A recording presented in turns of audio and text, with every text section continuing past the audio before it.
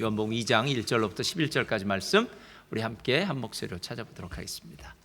다 같이 한 목소리로 봉독해 올리겠습니다. 요한복음 2장 1절로부터 11절까지 말씀 한 목소리로 봉독하겠습니다. 시작. 사흘째 되던 날 갈릴리 가나에 혼례가 있어 예수의 어머니도 거기 계시고 예수와 그 제자들도 혼례의 청함을 받았더니 포도주가 떨어진지라 예수의 어머니가 예수에게 이르되 저들에게 포도주가 없다 하니 예수께서 이르시되 여자여 나와 무슨 상관이 있나이까 내 때가 아직 이르지 아니하였나이다. 그 어머니가 하인들에게 이르되 너희에게 무슨 말씀을 하시든지 그대로 하라 하니라. 거기 유대인의 정결 예식을 따라 두세 통 드는 돌 항아리 6이 놓였는지라. 예수께서 그들에게 이르시되 항아리에 물을 채우라 하신즉 아귀까지 채우니 이제는 떠서 연회장에게 갖다 주라 하시매 갖다 주었더니 연회장은 물로 된 포도주를 맛보고도 어디서 났는지 알지 못하되 물떠온 하인들은 알더라. 연회장이 신랑을 불러 말하되 사람마다 먼저 좋은 포도주를 내고 취한 후에 낮은 것을 내거늘 그대는 지금까지 좋은 포도주를 두었도다 하니라. 예수께서 이 첫 표적을 갈릴리 가나에서 행하여 그의 영광을 나타내심에 제자들이 그를 믿으니라. 아멘. 아멘. 오늘 말씀의 제목 함께 읽을까요? 시작. 어머니의 진짜 파워. 예, 오늘 어머니 진짜 파워입니다. 어머니 날을 맞이하여서요, 특별히 어머니들을 축복하고 또 어머니들을 향해서 오늘 어떤 말씀을 준비할까라고 생각하다가 오늘 이 예수의 어머니였던 마리아의 이야기, 이 이야기가 참 마음에 많이 와 닿았습니다. 이 말씀을 통해서 함께 먼저 어머니들이 은혜 받으시고요, 또 나머지 모든 분들도 주 안에서 은혜 받으시는 귀한 역사가 있기를 주님의 이름으로 부탁드립니다.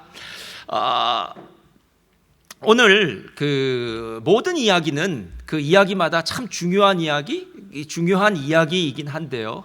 특별히 오늘 이야기가 중요한 이유는 이 가나의 혼인잔치 이야기는 예수님이 첫 번째로 기적을 행하셨던, 그러니까 요한복음의 첫 번째로 공식적으로 나오는 아주 중요한 이야기입니다. 그런데 그 이야기를 우리가 이렇게 보다 보니까요, 그 이야기에 왠지 흐르는 그 내용이 또 그 이야기를 이끌어가는 그 주인공이 누구인지에 대해서 우리의 눈에 좀 보여지더라라는 겁니다. 오늘 3장 1절을 보면 2장 1절을 보면 이렇게 시작을 합니다. 사흘째 되던 날 갈릴리 가나에 혼례가 있어 예수의 어머니도 거기 계시고, 이 예수의 어머니도 거기 계시고라는 말이 참 의미심장해요. 왜냐하면 오늘 이 가나의 혼인잔치의 주인공은 당연히 예수님은 언제나 주인공이실지 모르겠지만 이 예수의 어머니가 아주 중요한 위치를 차지하고 있더라는 거예요. 그래서 1절에도 예수의 어머니가 나오고요, 3절에서도 포도주가 떨어진지라 예수의 어머니가 예수에게 이르되 라고 이야기하고요, 5절에서도 그 어머니가 하인들에게 이르되 라고 이렇게 말하면서 중요한 사건, 중요한 명령, 중요한 일은 다 예수님의 어머니인 마리아가 하더라라는 것입니다. 여러분, 가정에 큰 결혼을 그렇게 치러보신 적이 있습니까? 결혼을 치를 때마다요, 이 나라에서는 그 웨딩 플래너라고 있더라고요. 그래서 결혼을 담당해주는 그런 사람이 있어서 누군가가 이 결혼식의 모든 부분이죠, 뭐 선물을 준비하는 건, 예식장을 준비하는 건, 모든 것들을 준비해주는 사람이 있는데, 한국에는 요즘은 좀 다르겠지만 예전에는 웨딩 플래너라는 것이 없고 집안의 어른 중에 그 웨딩에 대해서, 결혼에 대해서 아주 베테랑인 분을 모셔다가 이분을 통해서 지휘 통제 아래에 그 결혼을 이렇게 결혼식을 준비하는 그런 일들을 합니다. 이상하게도 오늘 이 가나의 혼인잔치에는 예수님의 어머니인 마리아가 마치 웨딩 플래너 같은 그런 역할을 하는 것 같아요. 모든 결혼식의 그 준비 과정들에 있어서 이 마리아가 주인공처럼 그 일들을 감당하고 있다는 겁니다. 아마도 마리아가 이 가나의 혼인잔치를 베푸는 이 가정 사람들과 친척이었던 것 같아요. 그러니까 이 친척인 마리아가 이 모든 일들을 대표해서 관할하는 것 같다라는 것입니다. 오늘 이야기의 결론은 간단합니다. 이 결혼식에 준비했던 포도주가 떨어졌습니다. 그 당시 포도주는 그냥 뭐 흥을 돋구는 술이 아니라 음료였고요. 그리고 그 3일이나 일주일 동안 계속되는 그 잔치의 기쁨을 담당하는 아주 중요한 도구였습니다. 그런데 바로 이 포도주가 떨어지게 되어서 어려움이 생겼을 때 이 예수의 어머니였던 마리아가 예수님께 부탁하고 예수님이 물로 포도주를 만들어서 그 혼인잔치의 기쁨이 지속되었더라 하는 것이 바로 오늘 이야기의 관건입니다. 마치 이 땅에 예수님이 오셔서 우리의 삶에, 우리의 가정에, 우리의 인생 가운데 무언가 부족한 것이 있을 때, 그 부족함으로 말미암아 우리의 인생이 쓴맛을 느낄 때 다시 한번 그 부족한 것들을 채워주셔서 우리에게 기쁨을 주시는 하나님의 은혜, 바로 그 모습에 대해서 첫 번째로 이야기하고 있는 이 기적이 이 가나의 혼인잔치가 아닐까 합니다. 그런데 저는 오늘 이것을요, 어머니라는 측면에서 한번 세 가지로 나누어 보았습니다. 첫째로 한번 다 같이 읽겠습니다. 시작.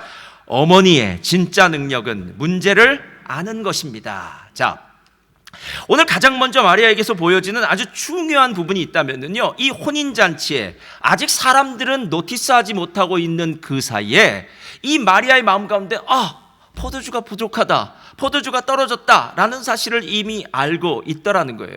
여기 말하는 떨어졌다라는 말은 모자란다라는 말이에요.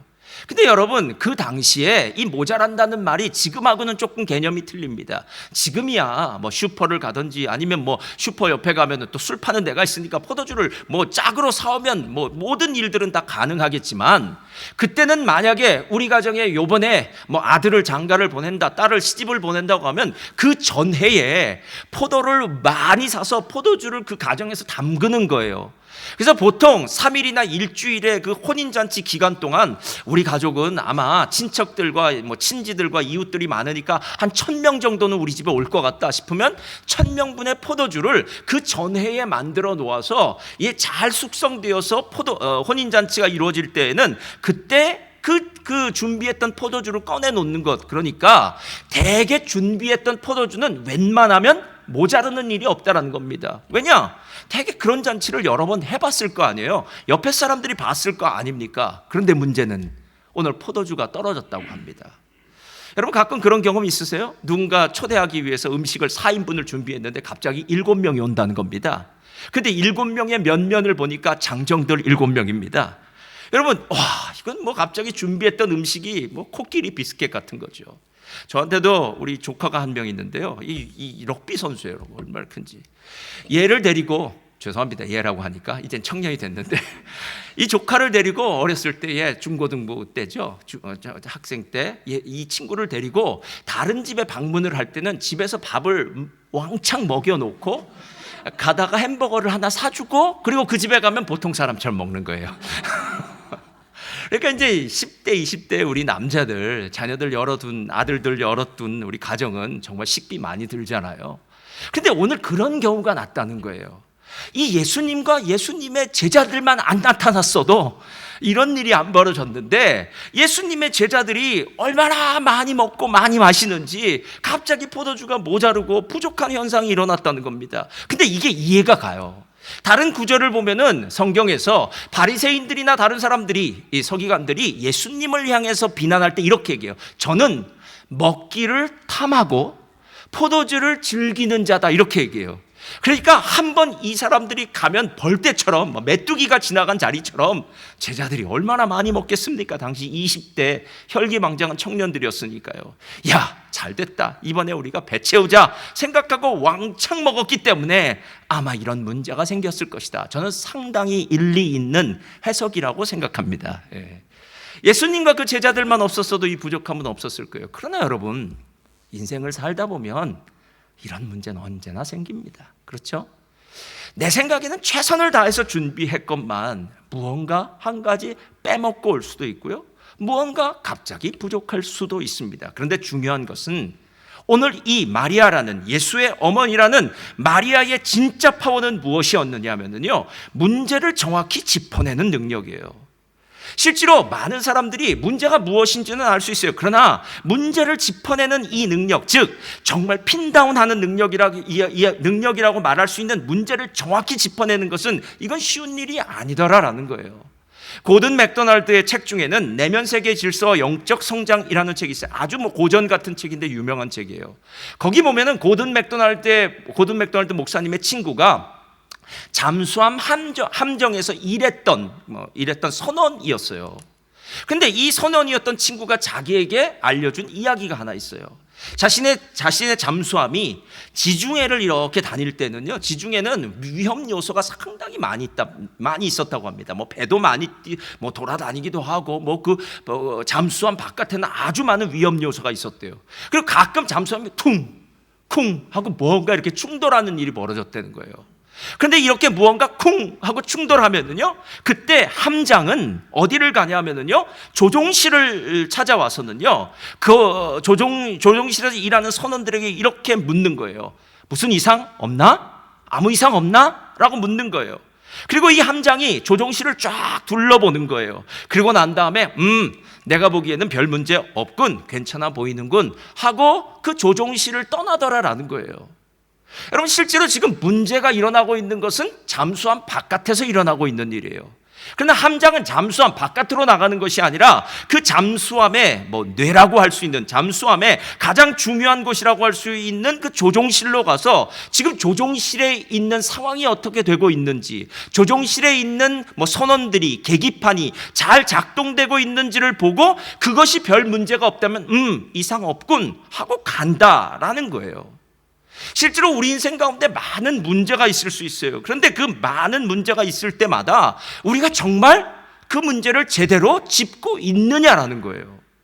많은 순간 우리는 문제를 제대로 짚어내지를 못해요. 제가 생각해 보니까 그래요. 왜 의사한테 가서 내가 지금 어디가 아픕니다 라고 할 때 의사의 또 진단을 받고 진료를 받고 검사를 받고 많은 프로세스를 하고 난 다음에 투약을 하기도 하고 필요하다면 수술을 하기도 하고 여러 가지 일들을 합니까? 그것은 제대로 진단하지 못한 상태에서는 절대로 투약이라든가 수술이라든가 이런 것들이 불가능하기 때문이 아니겠느냐라는 거예요.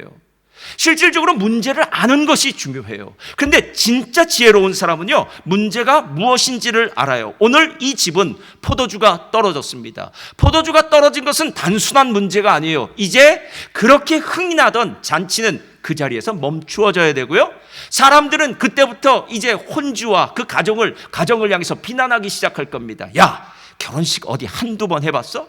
야, 이런 일도 제대로 준비하지 못하고 도대체 누가 어떻게 이런 일들을 준비한 거야? 당시에 있었던 명예와 수치 코드라는 것이 있는데, 어떤 사람이 좋은 일을 하거나 일을 잘할 때 명예스러운 칭찬을 받고, 어떤 사람이 무슨 일인가를 잘못했을 때 수치를 받는 것처럼, 이 집안은 만약에 이 포도주 문제를 해결하지 못하면 그 다음에는 계속 사람들의 입에서 결혼식 잘못 준비한 사람, 손님 접대 잘못한 사람, 야, 그 정도도 제대로 준비하지 못한 저런 사람이야 라는 그런 비난을 받을 수밖에 없더라라는 것입니다. 그게 바로 오늘 이 지혜로운 어머니였던 마리아가 첫 번째 정확히 문제를 짚어내는 거예요. 그런데 문제를 짚어내는 것에서 그치지 않고요, 두 번째가 있어요. 자, 다 같이 한번 읽겠습니다. 시작. 어머니의 진짜 능력은 해결자를 아는 것입니다. 자, 세상에 사는 사람들은요, 문제가 있는 것에 대해서는 알아요. 예를 들어서 소설가는 소설을 쓰지만 평론가는 평론을 합니다. 영화를 만드는 감독들은요, 그리고 영화에 나오는 그런 연기자들은 영화를 만드는 일을 합니다. 그러나 영화 평론가들은 그 영화는 이것이 잘못됐다, 저것이 좋다라고 그렇게 평론을 하게 됩니다. 근데 그거 아십니까, 여러분?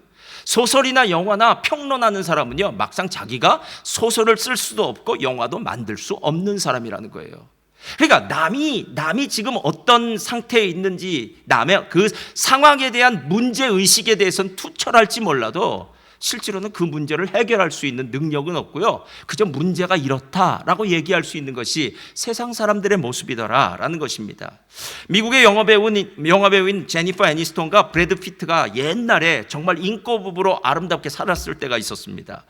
대저택에서 인꼬부부로 살았을 때, 그때 한 기자가 가서 이 두 부부, 제니퍼 애니스톤이죠, 이 아내인 이 영화배우에게 물어봤다고 해요. 인터뷰를 했다고 해요. 그때 이 아내가 이렇게 대답을 했다고 합니다. 제 삶의 모든 것이 다 불안합니다. 이것도 걱정, 저래도 걱정, 때로는 걱정이 없는 것도 불안합니다. 여러분, 이거 알겠어요? 예? 이것도 걱정되고 저것도 걱정되는데 차라리 가만히 평온한 것도 더 걱정이라는 거예요. 그럼 어떻게 하라는 말이에요? 예.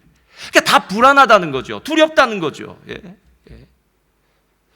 제가 오늘 실은 욥기를 하려고 하다가 이 어머니 주일이라 특별히 어머니들을 위해서 준비했어요. 근데 욥이 그랬어요. 욥이 고난을 당하기 전에 계속 두려움 가운데 있었어요. 실은요. 이러다 무슨 일 벌어지면 어떡하지? 이러다 큰일 터지면 어떡하지? 이게 삶의 방식이었다는 거예요. 여러분, 실제로 세상 사람들이요, 문제를 알긴 알지만 그 문제의 해결책을 잘 못 찾는다는 거 아십니까? 여러분은 그래 보셨는지 몰라요. 저도 안 그랬는데 제 친구들이 그런 건 몇 번 보았습니다. 옛날에 학창시절 때, 중고등학생 때 어느 날 시험을 엄청나게 못 봅니다. 그래서 성적이 뚝 떨어져요. 그러면 그날 바리깡으로 머리를 밀기 시작합니다. 남자들이요, 머리를 밀기 시작해요. 그래서 머리를 빡빡 깎아요. 그러면서 이제부터 공부를 잘할 거라고 얘기해요. 근데 놀라운 사실은 그 다음번 시험을 봐도 또 못 보는 거예요. 여러분, 머리를 다 밀고 나면 시험을 잘 볼까요? 그러면 스님들은 다 천재게요. 아닙니다. 그런 일 없어요. 근데 그것도 안 되면 무슨 짓을 하느냐면 하얀 띠를 머리에 묶고 정신일도, 그다음에 열공 뭐 이런 걸 써서 붙여요.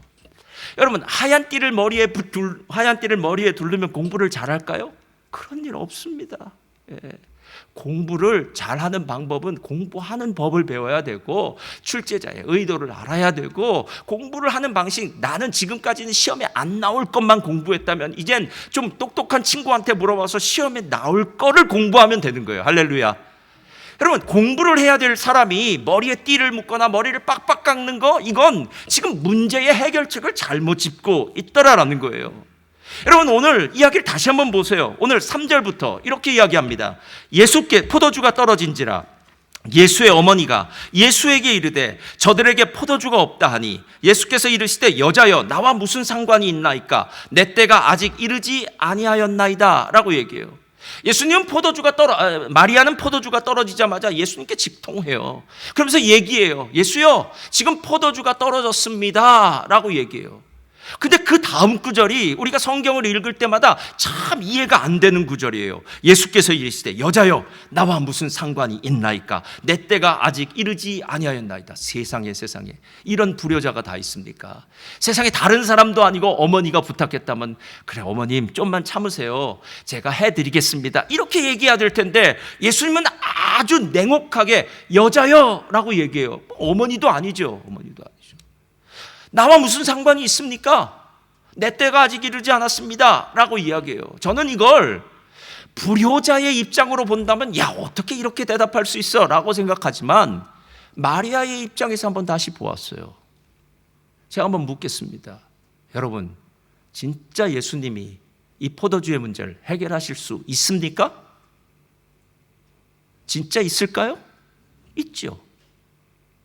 여러분, 만약에 여러분이 정말 저 집에 가면 내가 원하는 물건을 살 수 있다고 했을 때 차가 막힙니다.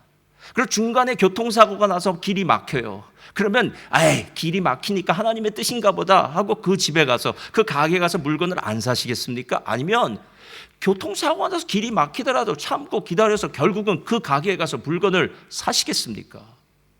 그럼 많은 순간 우리가 지금 뭔가 착각하고 있는 게 있어요. 예수님이 진짜 해결자신가요? 그렇다면 주변에서 무슨 얘기를 하더라도 어떤 장애물이 있더라도 해결자라는 사실을 믿었다면요 끝까지 믿어야 되는 거 아닙니까? 실제로 오늘 이 얘기는요 수로보니게 여인의 이야기를 들으면 다 해결돼요. 어느 날 예수님께서 이방의 땅을 가셨어요. 거기 가셨더니 수로보니게 여인, 가나안 여인이 자기 딸이 지금 귀신이 들려서 고통을 당하고 있으니까 예수님께 와서 묻는 거예요. 예수님, 제 딸이 지금 큰 고통을 당해서 귀신이 들려서 어렵습니다. 고쳐주십시오 라고 얘기해요. 그랬더니 예수님이 어이구야 눈길 한번 주지 않고 이렇게 말하는 거예요. 야, 나는 이스라엘의 잃어버린 자들을 위해서 왔지 이방인들을 위해서 온 것이 아니야. 나는 이스라엘 백성들을 위해서 음식을 줘야지 개들한테는 음식을 주지 않아.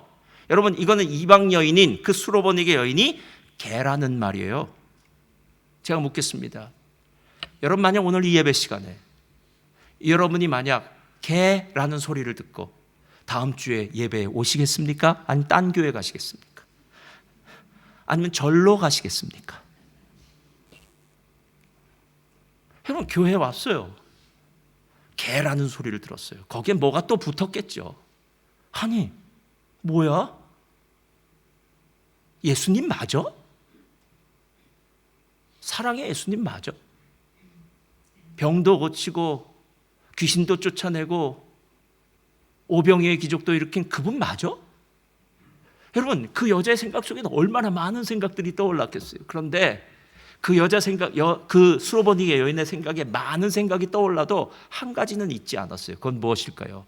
예수님이 해결자시다. 여러분, 오늘 잘 한번 보세요. 예수님이 진짜 해결자인가를 한번 보시라는 거예요.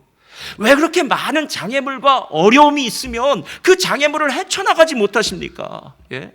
진짜 우리의 삶에 문제가 있는 이유는 무엇이냐면요, 사단이 아니면 어떤 상황들이 진짜 예수님이 해결자라는 사실을요 더 빛나게 하기 위해서 조연들이 있는 거예요. 악역들이 있는 거예요. 그러나 결국 예수님만이 해결하실 수 있는 문제이기 때문에 내가 그 예수님을 믿고 끝까지 가면 반드시 해결해 주실 줄 믿습니다. 수로보니게 여인이 뭐라고 이야기합니까? 여자가 이르되 주여 올소이다마는 개들도 제 주인의 상에서 떨어지는 부스러기를 먹나이다 하니, 이렇게 얘기해요. 주님 맞습니다. 저는 개입니다. 제가 개라는 소리를 들어도 저 상관없습니다. 제가 지금 주님 앞에 나온 것은 제 딸의 문제 해결해 달라는 것입니다. 그리고 당신은 제 딸의 문제를 해결해 주실 수 있습니다. 제가 개라도 좋으니까 우리 딸의 귀신 들림을 해결하여 주시옵소서. 이거 얘기하는 거 아니에요. 이때 바로 예수님의 믿음의 칭찬을 받는 것 아니겠느냐라는 거예요. 여러분, 진짜 문제가 생겼어요. 질병의 문제가 생겼어요. 그래서 GP한테 전화를 했어요. 의사 선생님한테 전화를 했어요. 그랬더니 이렇게 얘기하는 거예요. 의사 선생님 직접 받지는 않겠죠. 병원에 전화를 했더니 이렇게 말하는 거예요. 지금 예약 부킹이 다 꽉 찼습니다 라고 얘기할 때, 아 그래, 예약 부킹이 다 찼으니까 데려가지 말아야지, 이렇게 하시겠습니까? 정 급하다면 앰뷸런스를 부르겠고요, 정 급하다면 예약이 있건 없건 그냥 의사 선생님께 달려가지 않겠느냐는 거예요. 여러분, 진짜 예수님이 해결자라는 것을 아는 사람은요 어떠한 장애물도 의미가 없어요. 예.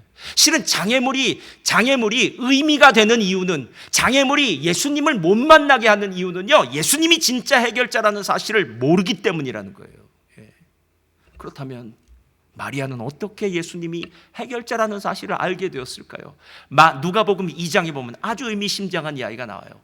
예수님이 아기가 탄생했을 때, 예수님이 탄생했을 때, 예수님이 탄생한 그 자리에 누가 찾아왔느냐면 목자들이 찾아왔어요. 근데 목자들이 찾아와서 뭐라고 얘기하냐면 이렇게 얘기해요. 우리가 들에서 양을 치고 있었는데 천사들이 나타나서 지금 다윗의 동네에 메시아가 태어났다고 했습니다. 그래서 저희가 이곳에 왔습니다 라고 얘기해요. 그랬더니 2장 19절 다 같이 읽겠습니다. 시작. 마리아는 이 모든 말을 마음에 새기어 생각하니라. 뭐 했다고요? 새겼다고요. 여러분, 그 옆에는 요셉도 있었을 거예요. 근데 요셉은 마음에 새겼다는 얘기가 없어요. 이게 어머니와 아버지의 차이예요. 아버지는 한 귀로 듣고 두 귀로 흘려보내요. 근데 어머니는 가슴에 새겨요. 왜? 정말 배 아파서 낳은 그 고통 가운데 해산한 정말 나의 생명과도 같은, 나와 끊어질래야 끊어질 수 없는 자녀이기 때문에 그 자녀에 관한 말을 가슴에 새기고 간직한다고요 지금. 근데 이것만 간직하는 게 아니에요. 조금 더 지나면 무슨 일이 벌어지냐면 12살쯤 되었을 때 예수님이 예루살렘에서 갑자기 가족들과 떨어져요. 그래서 나중에 알고 보았더니 예수님이 성전에서 율법 학자들과 함께 거기서 논쟁하는 거예요. 하루가 지나서 그 사실을 깨닫고 난 다음에 예수님의 엄마 아빠인 마리아와 요셉이 막 달려와서 예수님에게 호통치면서 얘기합니다. 얘야 우리가 너를 얼마나 찾아듣는지 알아? 라고 얘기해요. 그때 예수님 뭐라고 얘기했는지 기억나시나요? 내가 내 아버지의 집에 있어야 하는 줄을 모르셨습니까? 이렇게 얘기하는 거예요. 여러분, 그 당시에 사람 중에 어느 누구도 하나님을 아버지라고 부른 사람은 없어요. 예수님이 유일해요. 근데 그 다음 절에 이렇게 나오는 거예요. 누가복음 2장 51절 시작. 예수께서 함께 내려가사 나사렛에 이르러 순종하여 받드시더라. 그 어머니는 이 모든 말을 마음에 두니라. 여러분, 왜 예수님을 끝까지 문제 해결자라고 믿고 달려갈 수 있는 줄 아십니까? 그 이유는 한 가지예요. 가슴에 새겼기 때문에 그래요. 예. 여러분, 왜 함께 신앙생활을 하는데 어떤 사람은 정말 하나님의 은혜 가운데 매일 사는 사람이 있는가 하면, 어떤 사람은 신앙생활을 하는데요, 뭐 이리도 힘들고 저리도 힘들고 매일 깨지기도 하고 매일 어렵기도 하고 막 롤러코스터를 탄 것처럼 신앙이 왔다 갔다 합니까? 이건 간단해요, 여러분. 예. 하나님의 말씀이 가슴에 새겨지지 않았기 때문에 그래요. 이 말씀이 내 안에 새겨져야 내 삶에서 나올 거 아닙니까? 문제가 있을 때마다 이 안에 있는 말씀이 내 입술을 통해서 선포될 것 아닙니까? 어렵고 힘들더라도 그래, 하나님 말씀하셨어, 두려워하지 말라, 놀라지 말라, 내가 너와 함께함이라. 할렐루야. 아무것도 염려하지 말라, 내가 들에 핀 꽃과 공중의 새들도 입히고 먹이는데 하물며 너희일까 보냐, 믿음이 적은 자들아. 여러분, 이런 말씀이 내가 정말 힘들고 어려울 때 내 입술로 나오냐는 거예요.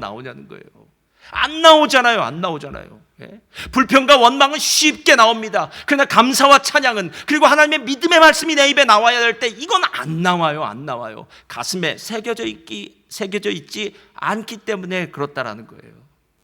실제로 지혜롭고 영적인 어머니들이 자녀에게 줄 수 있는 최고의 선물이 무엇인 줄 아십니까? 그것은 우리의 삶의 문제 해결자이신 예수님 주는 거예요. 예. 근데 예수님을 그냥 줄 수는 없어요. 예수님을 준다는 것은 좀 의미가 달라요, 여러분. 제가 아는 어떤 엄마는요, 이렇게 얘기하더라고요. 목사님, 내가 다른 집안은 어떻게 키우는지 모르는데 우리 애들한테는 오가닉만 먹이면서 키운다고 그러더라고요. 그래서 감사하네요. 돈이 있으면 오가닉만 먹이겠어요. 아인슈타인 우유도 먹이고 영재 우유도 먹이고, 하여튼 좋은 건 다 들게 하세요. 그래요. 목사님, 제가 우리 자녀를 위해 어떤 교육을 준비하고 있는지 아세요? 우리 여기 보니까 크리스찬 스쿨에 보내기 위해서 엄마 아빠들이 참 열심히 준비하더라고요. 애가 태어나기 전부터 원서 쓰는 분들도 있더라고요. 태어나고 난 다음에 1살 때, 2살 때 미리 원서를 집어넣어야 돼. 좋은 것들을 다 준비할 수 있어요. 좋습니다. 좋은 환경, 좋은 장난감, 좋은 선생님, 최고의 학습 시설들. 여러분, 그거는 내가 해줄 수 있는 만큼 다 해주시면 돼요. 그냥 이건 잊지 마세요.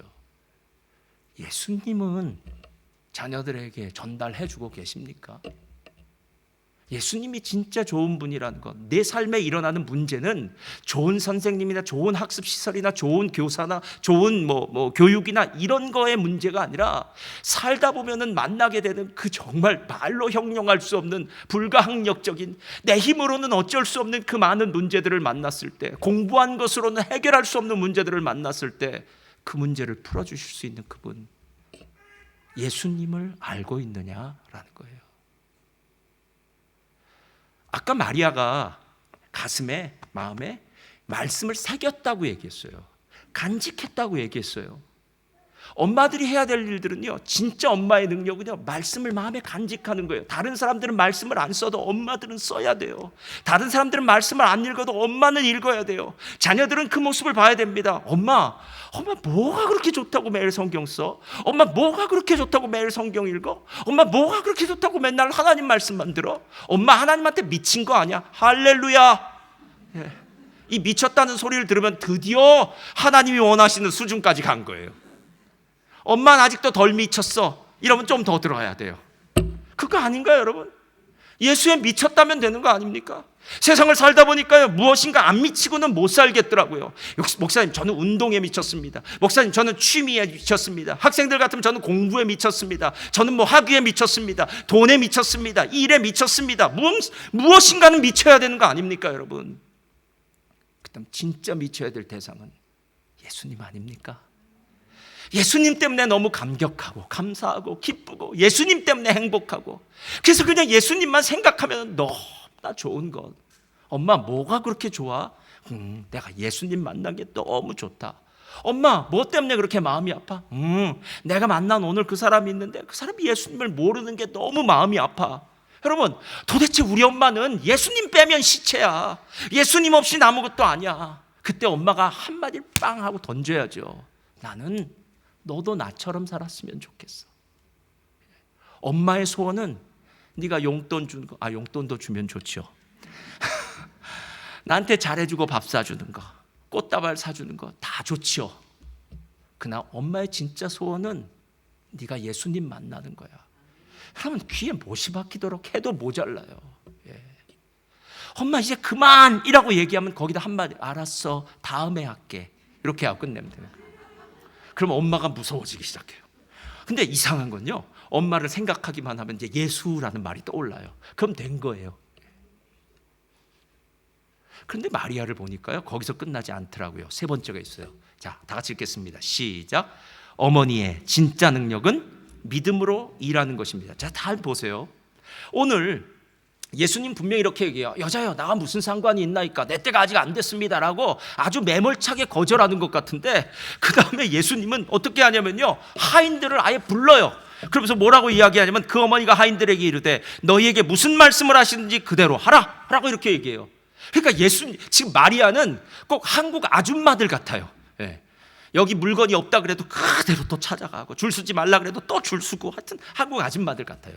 그런데 예수님은 분명히 거절의 의사를 분명히 표시한 것 같은데, 예수의 어머니인 마리아는 전혀 거절의 의사를 받아들인 것 같지 않고요, 그냥 자기의 일을 하고 있어요.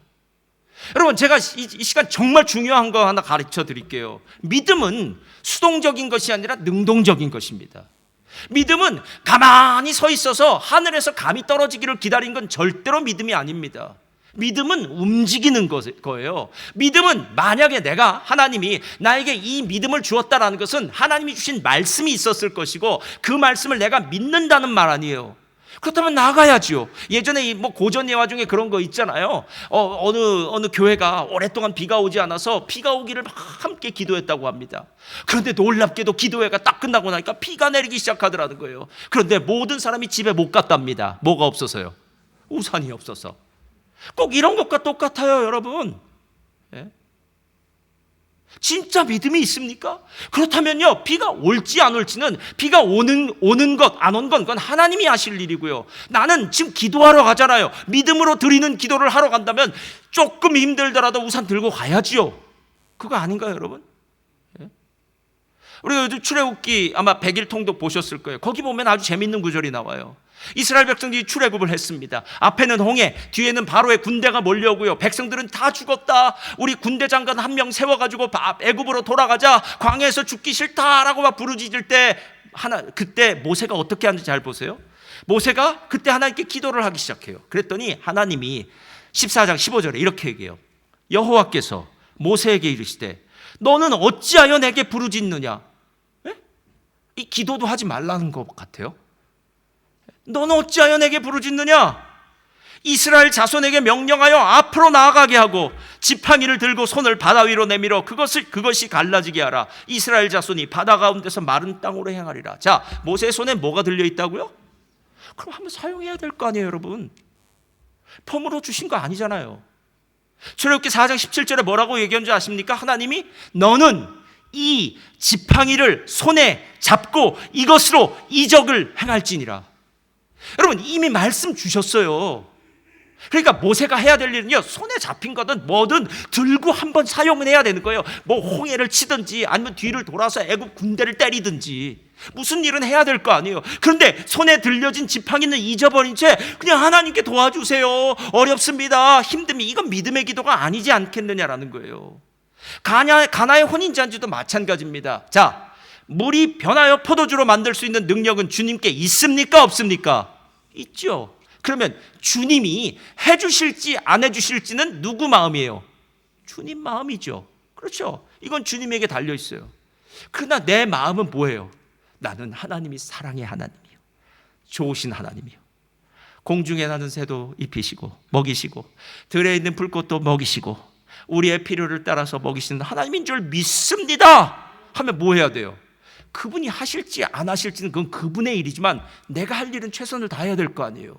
자, 만약에 예수님의 어머니였던 마리아가 하인들을 불러서 야, 너 저분이 하는 말을 반드시 들어야 돼. 가타부타 얘기하지 마. 토도 달지 마. 그냥 저분이 하라면 미친 짓이라도 해. 저분의 말씀만 들어라고 얘기를 안 해놨다면, 예수님이 갑자기 이제 하인들에게 묻는 거예요. 자, 야, 여기 지금 결례를 위한 통, 손 닦는 물이거든요. 자, 여기 물을 채워라. 이러면 왜요? 이렇게 물을 거 아니에요. 야, 그물을 떠서 포도주 있을 거 아니에요. 자가. 그 자에 담아서 갖다 드려라. 아이 주인님, 아이 아저씨, 선생님 뭐라고 할지 모르겠지만, 선생님, 이거 손 닦는 물이에요. 이런 말 할 거 아니에요. 쓸데없는 말 하지 말라는 거예요. 그 준비는 마리아가 다 해놓은 거예요. 말하지 말라는 거예요. 하나님은 지금 놀라운 일을 계획하시고 있다는 거예요. 정말 가나의 혼인잔치에서 첫 번째 기적, 우리의 메마른 삶, 부족한 삶 가운데 기쁨을 주시기 위해서 오신 그 예수님의 놀라운 일이 있더라라는 것입니다. 예. 여러분, 실제로 오늘 이야기를 보면서요, 제가 그래 맞아, 믿음의 사람은 움직이는구나, 믿음의 사람은 행동하는구나, 믿음의 사람은 멈춰서 있는 사람이 아니구나 라는 생각이 든 거예요. 무슨 일이라도 하세요. 믿음을 가지고 기도의 자리로 나오시든지, 진짜 믿음이 있다면 그 일에 대한 판을 까셔야 됩니다. 예. 누군가를 위해서 기도했다면 그 사람이 분명히 교회 올 줄 믿고, 그래 그 사람 집안에 사람이 많으니까 우리 집처럼 부족할 것 같아, 그 집은 차가 없으니까 내가 그 사람들을 부를 수 있는 차를 마련해야지 라고 해서 차부터 바꿔놓으시면 돼요. 왜? 하나님을 믿는 사람이 그런 일을 하죠. 하나님을 믿지 않는 사람 절대로 그런 일을 하지 않아요. 예. 어떤 분이 저한테 그러더라고요. 목사님, 제가 저희 그 사업장을 이렇게 만들어 놨다 그러더라고요. 사업장을. 이 사업장이 조금 주말 가든 같은 사업장이에요. 너무 아름다웠어요. 그분이 저한테 딱 이러세요. 목사님, 이 주말 가든은 교회 제2의 수양관입니다. 그렇게 얘기하시더라고요. 왜? 알았다고. 왜? 그래서 수양관이라고 해서 거기도 예전 교회인데 바나바셀 같은 분들을 1년에 한 번씩 모여서 염소고기도 드리고 뭐도 드리고 들으면서 그렇게 수양관처럼 정말 잘 사용했어요. 여러분, 어떤 얘기를 하느냐, 어떤 준비를 하느냐가 정말 중요해요. 언제까지 생각만 하고 계시겠습니까? 주님을 위해서 믿음의 한 걸음을 떼는 것이 중요하지 않겠느냐는 거예요. 여러분이 주님을 위해서 생각하는 그것에 한 걸음을 떼시기를 주님의 이름으로 축원드립니다. 여러분, 마리아가 그런 사람이었다는 거예요. 그렇다면 이제 이 이야기 속에 나오는 마리아의 그림이 다 그려지는 거예요. 마리아가 주인공이구나. 포도주가 떨어진지도 제일 먼저 안 것이 마리아고, 포도주가 떨어졌을 때 그 문제를 해결할 수 있는 예수님을 찾아간 것도 마리아고, 예수님이 무슨 말씀을 하시던지 간에 하인들한테 예수님의 명령대로 말씀대로 순종하라고 준비시킨 것도 다 마리아구나라는 거예요. 미국의 그레이스 커뮤니티의 존 메가너 목사님, 아마 성경을 잘 강의하시는 목사님이신데요, 이분이 마리아에 대해서 쓴 글을 봤는데 제가 참 은혜 받았어요. 이렇게 썼어요. 마리아는 예수님을 날 때부터 키웠다. 어느 누구도 마리아보다 더 예수를 사랑할 수는 없을 것이다. 십자가에 이르는 아들의 행보를 지켜보는 마리아의 고통은 상상도 할 수 없는 일이다. 많은 사람들이 두려워서 도주하고 고통과 절망으로 몸부림치며 때를 지어 무너져 쓰러질 때 마리아는 냉엄하게 그 십자가 앞에 버티고 서 있었다. 마리아는 위엄을 갖춘 은혜와 용기의 여인이었음에 틀림없다. 마리아는 그 두려운 순간에도 예수에게 유일하게 해줄 수 있는 것이 예수님의 곁에 있는 것이라는 사실을 알고 십자가 곁에 있었다는 거예요. 이게 믿음 아닙니까, 여러분? 예수님이 처음 날 때도 있었지만 예수님이 죽을 때도 있었다고요. 우리는 삶 가운데 문제만 생기면 저는 우리 성도님들이 더 이상 저한테 안 그랬으면 좋겠어요. 그런 말 안 하셨으면 좋겠어요. 이제부터는 제가 그런 말 안 받겠습니다. 무슨 말이냐면, 목사님, 저 이제 시험 받아서 이제 더 이상 못 하겠습니다. 못 다니겠습니다. 여러분, 그 말은 정말 하는 말 아니에요. 왜냐하면 시험은 모두 감당할 만한 시험만 주세요. 안 그런가요? 하나님이 감당할 만한 시험을 주시고요, 그 다음엔요, 시험을 당할 즈음에 뭘 주신다고요? 피할 길이요. 그러니까 시험에 이길 수 있는 능력이 있으면 되고요, 피할 길 만나면 되는 거예요. 세상에 두 가지가 있는데 뭐가 걱정이십니까? 예? 요즘처럼 1부, 2부 예배가 있으면 더 좋아요. 1부에 보기 싫은 사람이 있으면 2부에 나오면 되고, 2부에 보기 싫은 사람이 있으면 1부에 나오면 돼요. 아니 1, 2부에 다 보기 싫은 사람이 있으면 온라인으로 드리면 돼요. 뭐가 문제입니까, 여러분? 아니에요? 예배만 드리면 되잖아요. 신앙은 예수님이 진짜 해결자라는 사실을 알고요, 끝까지 예수님 곁에 버티는 거예요. 멜번 순복음교회라는 공동체는 이건 주님의 공동체예요. 어쩌면 우리의 진짜 육적인 가족보다도 더 진한 가족이라고요. 이 가족, 이 식구들이 정말 여러분이 힘들 때 여러분을 찾아가서 위로해 주는 사람이고요, 여러분이 고통받을 때 함께, 여러분과 함께 그 자리에 있어줄 수 있는 사람이고요, 여러분이 즐거울 때 그 즐거움을 함께 나눌 수 있는 사람이라고요. 여러분, 이런 믿음의 동역자들이 세상에서 어디서 구할 수 있겠습니까? 이게 교회 공동체라고요. 진짜 공동체라고요. 이걸 요즘 회심 공동체라고 이야기하고 진실한 공동체라고 이야기하는 거예요. 교회는 끈이 허술해서 대충 다니고 싶을 때 다니고 다니기 싫을 때 마는 곳이 교회가 아니에요, 여러분. 여기가 생명이 있는 곳이에요. 여기서 말씀을 들어야 되고요, 여기서 성도들끼리 교제를 해야 되고요, 여기서 서로 갈고 닦여줘야 돼요. 여러분, 그래야만 우리가 믿음 안에서 성숙해질 거 아닙니까? 성숙해질 거 아닙니까? 오늘 마리아를 한번 보세요. 마리아가 오늘 진짜 믿음의 사람이라는 이유가 무엇입니까? 그녀는 끝까지 한 가지 사실만 보고 나아간 거예요. 예수님이 해결자야. 예수님 해결해 줄 수 있어. 아멘. 그 길이에요. 누군가 리더십을 얘기할 때 두 가지로 얘기하더라고요. 하나는 장기판에 말을 쓰는 것 같은 리더십이 있대요.